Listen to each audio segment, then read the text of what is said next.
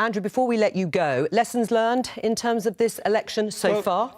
First of all, let me just say, the SNP get such a free ride on programmes that come from London. The left behind in Scotland are still left behind as before. The level of poverty and deprivation in the East End of Glasgow is unrepeated anywhere in Western Europe. Male longevity in parts of east of Glasgow are on a par with sub-Saharan Africa. So let's not hear about the left behind. Attainment, the attainment gap between poor kids and better off kids in Scotland is as wide as it has ever been. Indeed, if you're a poor kid in Scotland, you now got a less of a chance of going to university than a poor kid in England. And historically, that's never happened before. So whether you got PR or not doesn't really help you if you're left behind. The overall lesson I would take from the United States, which is true for Western Europe and the United Kingdom and America, is politicians need to decide where elections are going to be won or lost. I've explained where they're now being won or lost in America. In Britain, they are not won or lost in the cities. They're Labour, no matter where the cities are. They're not won or lost in the posh counties.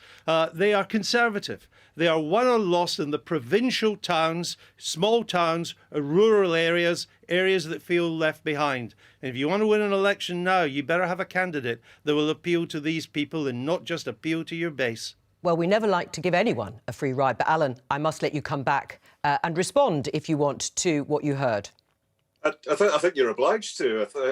Andrew really has had a long shift over there in the States and really could do with a well-deserved lie down. His frustration that the SNP keeps winning is me. I'm sitting in going London. Through there. Well, you just patronised me terribly there. The SNP is winning the centre ground of Scottish politics because we have made the case that we need more powers to deal with the issues that we are dealing with. And we've got an election coming up in May where we're putting our candidates together just now. We're putting our manifesto together. And it'll be for the people of Scotland to decide how best we are governed and how best our constitutional future is represented. And the problem Scotland has, we don't shy away from, but we need all the tools to fix them. All right, Andrew? There's not a single tool that you need to solve poverty in the East End of Glasgow that you don't already have. You're entirely in charge of the education system. You control the education system in Scotland, and yet the attainment gap between rich and poor kids has got wider.